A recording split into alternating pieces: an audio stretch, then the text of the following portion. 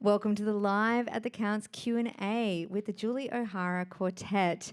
Thank you so much for an incredible show. It's a pleasure. It's a shame that the viewers won't get to see the second half, but we've had a blast for the first. And yeah. Well, so those living here in us. Melbourne, if you come very, very quickly, you might catch a little bit of the second set. My shout. Don't miss out.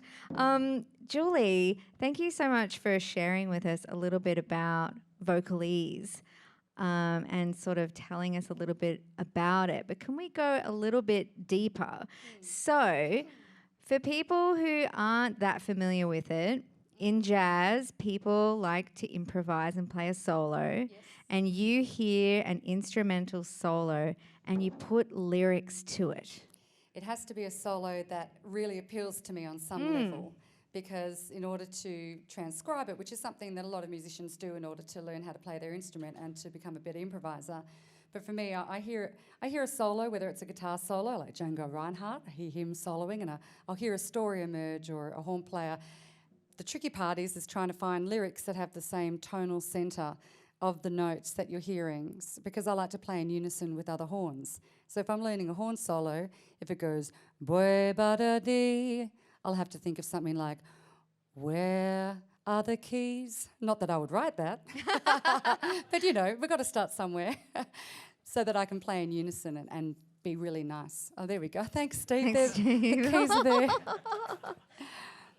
But, you know, listening to King Pleasure, I mean, I was just really into the sound of horns, but solos in general. I love listening to instrumental solos. And then when I heard Eddie Jefferson, keep walking, stop your talking, baby, keep. And he was like, keep walking. He had this great, rough, gravelly voice. I thought it was fabulous. And then King Pleasure, doing Moody's Mood for Love, just gorgeous, a James Moody solo. And then Lambert, Hendricks and Ross, or Lambert, Hendricks and Bevan.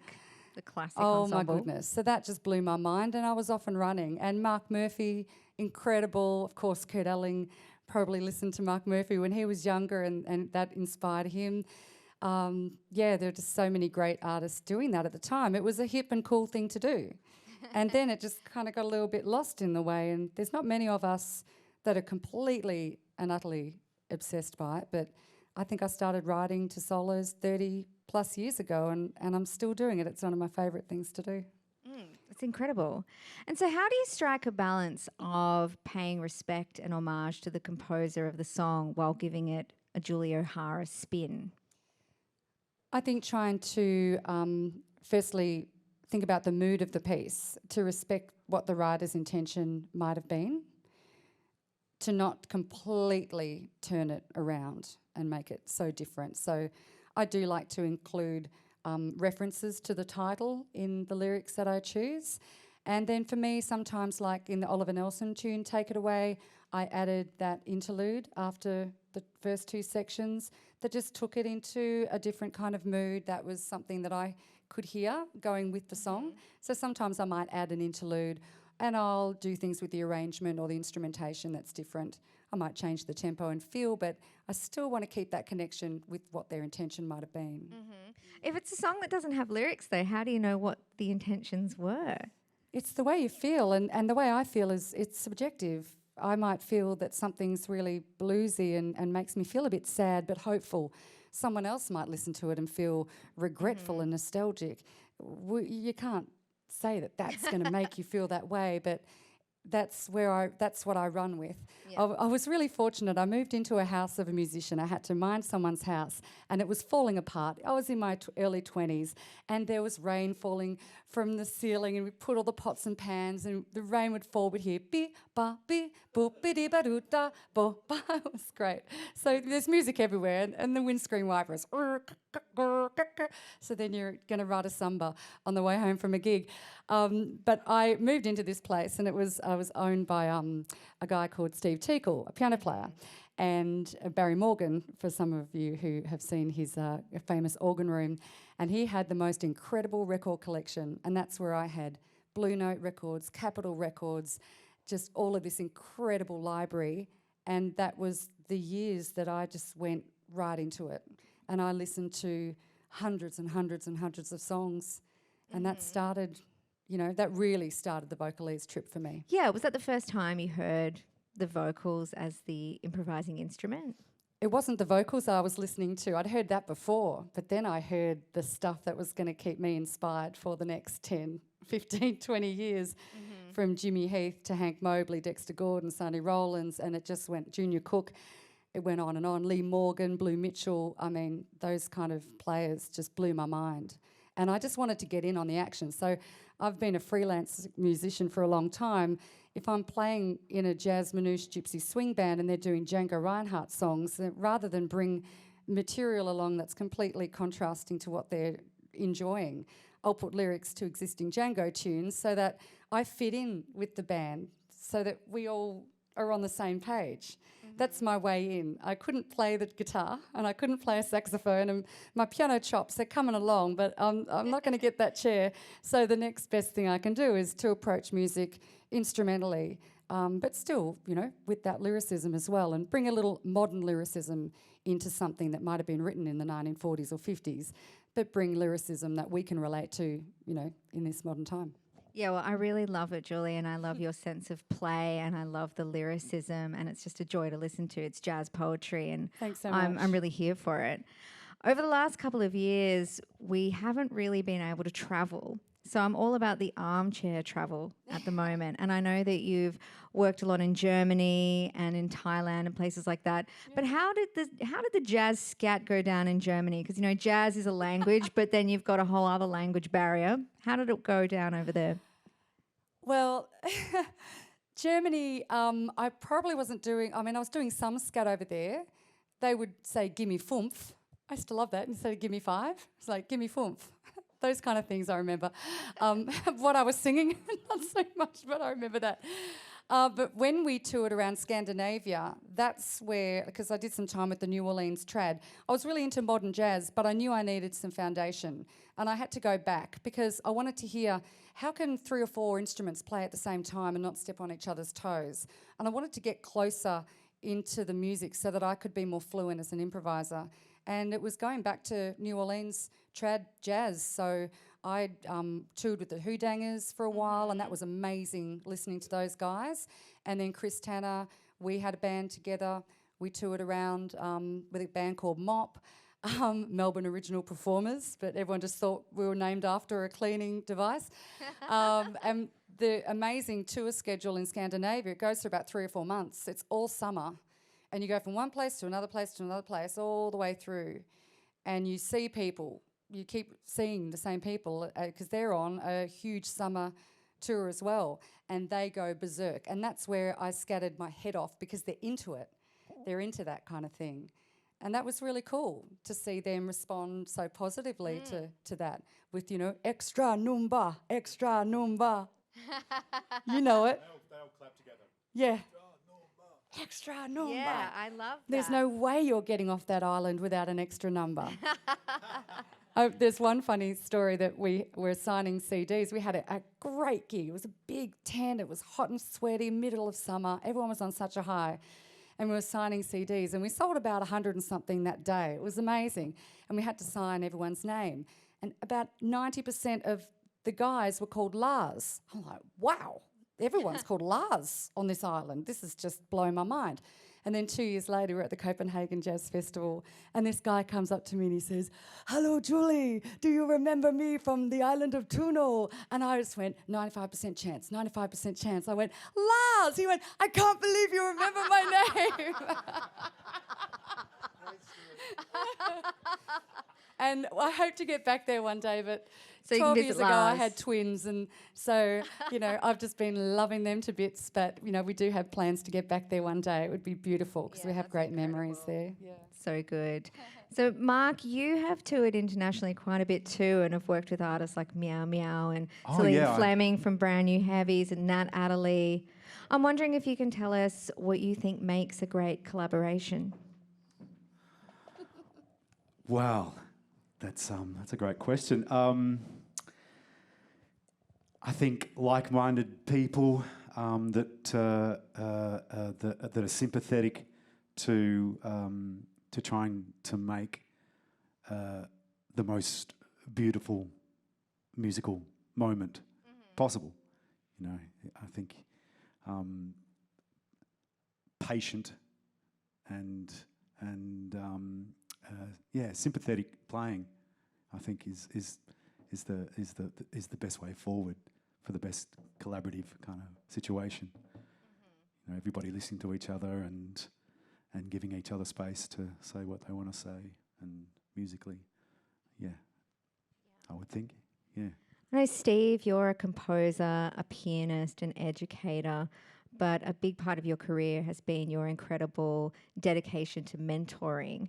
And I know you were a mentor to the Cat Empire.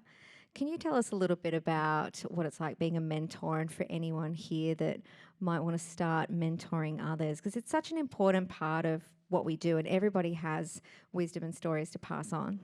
Yeah, mentoring is really important, especially in our scene, because it's a great scene. There's different scenes, but you've got to keep building for the future. So what happened was I'm a bit of a footy fan, sports fan. They had this under 18 competition. So typical Steve Setter Green. Right, I'm going to start my own one. So Julie and I were doing gigs, and we're playing with some young guys, and there were young guys around. I said, right, 9 cats.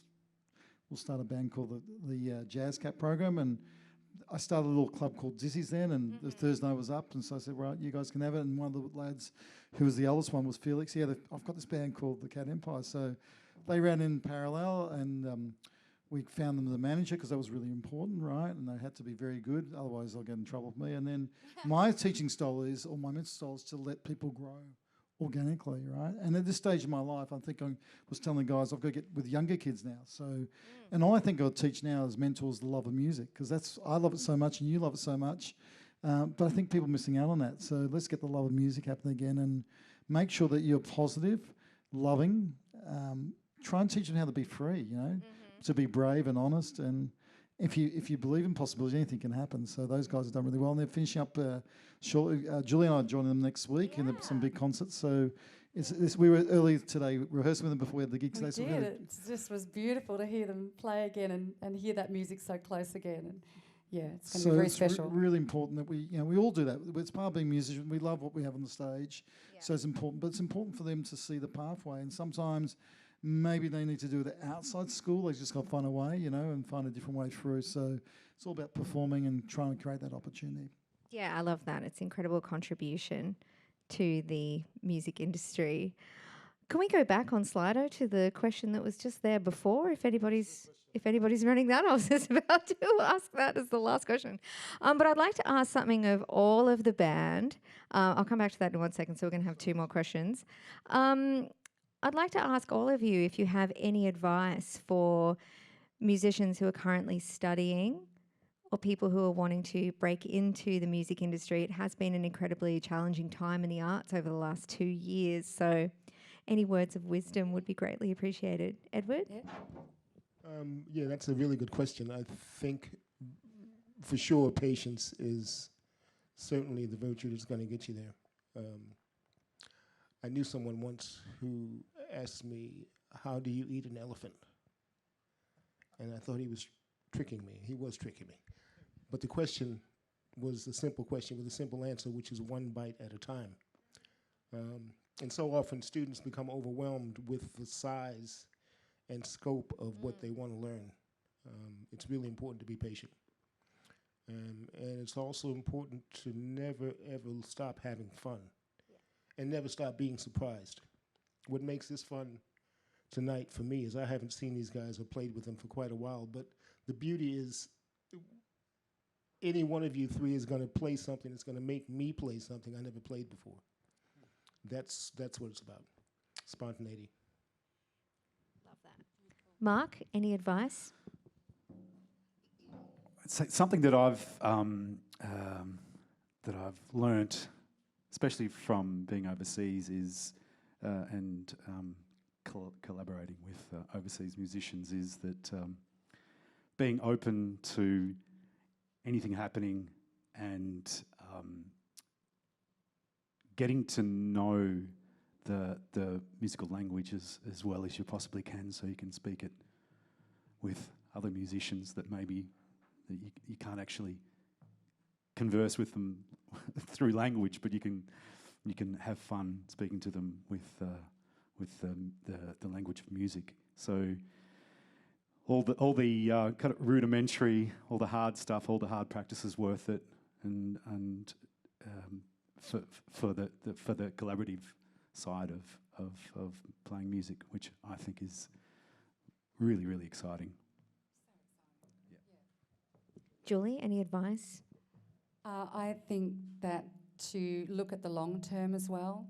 You start learning another instrument perhaps to complement what you're already doing, but don't try and get it all that year. Think about what's going to happen in 10 years. What kind of a musician are you going to be in 15 or 20 years? Because everything accumulates with time, and the future, it's unwritten. And to fall in love as often as you can, really go down as many rabbit holes as you like to find what it is that makes you really, really happy with music, and create something unique that represents who you are as an artist. Love that. Steve? Well, it's not really impossible, really. It seems like it's a big, overwhelming thing.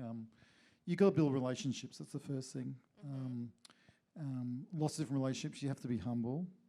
You have to be really, really honest, and you have to be brave. You have to just keep doing it, and yes, I was blessed because I had a father who was in the industry, but really most of the work I've had to get the work, Yeah. So when I went to Gotta go school get years ago, I said, well, this is great, but you have to get the work. So you've got to build relationships with people, and then always be kind, that's the best thing you can do. If you get into trouble a little bit, you just got to go harder. That's my advice to young people. When I was 17, I had to call Steve to do a gig. I got a residency, and I had to call a band, and I didn't really know many people. And I remember calling Steve so nervous. Hello, it's Julie O'Hara here. I'm just wondering if you'd like to play piano with me. And it's just making those steps. But the beautiful thing about Melbourne is there's so many opportunities to sit in with bands and to freelance with different musical genres.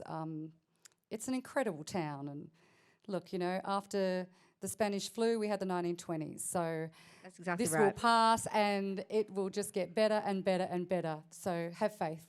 I'm just looking forward to the cocktails and the great dresses. Yes. When do they come in? Yeah. I've got one more question. Sam wants to say thank you for a brilliant set, Julie and the band. I'd like to Sam. know, where is jazz at right now in Melbourne? Is it back? Well, I think they just demonstrated it's very much back. Well, the gigs are starting to happen, and you know what? We're just going out and celebrating being together as friends, collaborating and making music, and really enjoying the moment, because you know what it's been like for the last couple of years. You just don't know what's around the corner. So I think everyone is very much in the moment and just really celebrating that, and trying to make the best music possible, and trying to document as much music, because we've accumulated a lot of original music over the years.